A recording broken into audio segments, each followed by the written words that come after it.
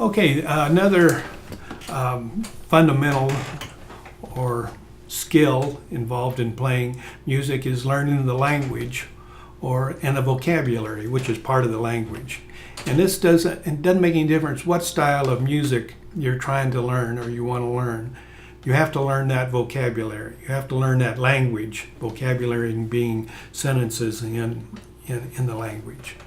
And the only way to do that is by listening to records. I've heard it said that everything you need to know is in your front room. That means listening to your record collection. And you have to do the work on this yourself to some extent. I mean, they've got books now with hot licks and solos all written out. But the more you do yourself, the better musician you'll be. There's books of Charlie Parker, his whole solo, or Joe Pass, and it's good to learn those, don't get me wrong. But if you take the time to learn it off the CD or record, whatever you have, yourself, you're going to learn how to phrase the way your heroes phrase. And you'll learn, you need to concentrate on the notes they're playing and write those down and then analyze them in respect to the harmonic background. Make sure you know why those notes fit with what he's playing, and then get his phrasing. And that's so much better than reading solos out of a book. Plus it trains your ear. If you write it down, it helps your reading ability. All respects that helps you.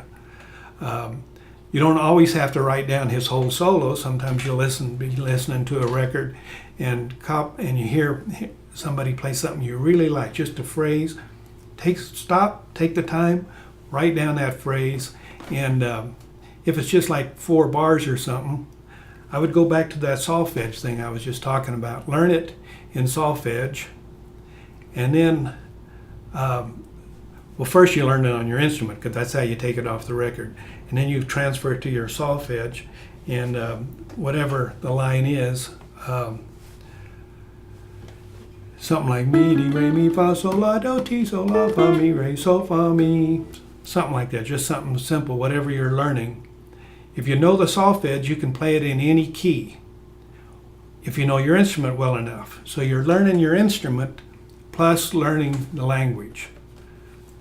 If you have to play it, if you go through every key, if you're a horn player, mi, di, re, mi, fa, sol, la, do, ti, sol, la, fa, mi, re, sol, fa, mi, whatever you're not used to playing in B, key of B, but you might be practicing B scale and never really identify where those notes lie in that particular scale. So transfer these little phrases to every key. Help you learn your instrument, and also help instill that language in your head, back in your subconscious. Now that's not to say that when I learn a lick or a phrase off a record, when I'm playing, I'm not playing and thinking, oh, I'm going to play lick number 83. I don't think I have 83 licks to begin with. The other day I was playing a gig, and I was complaining. I said, geez, I think I only play 2 licks anymore. And the bass player said, try the other one for a while. The point is, whatever phrases you learn, it's not like when you go out and play, it's not like you're going to play lick number 23 or whatever. It becomes part of your subconscious. I remember playing learning this Joe Pass lick off this record. I loved it. It was a whole tone type of thing.